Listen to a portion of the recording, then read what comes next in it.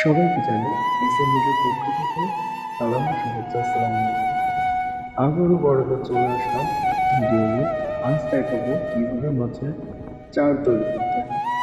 তো যেহেতু আমরা পুঁটি মাছ মারবো তার জন্য কিছু ভাসমান ফিড নিয়ে আসবো, সেগুলোকে দিয়ে ভালো করে হাতে চেপে গলিয়ে নিব। তারপরে পাশে দেখতে পাচ্ছেন যে আমরা পাউরুটি বলে থাকি।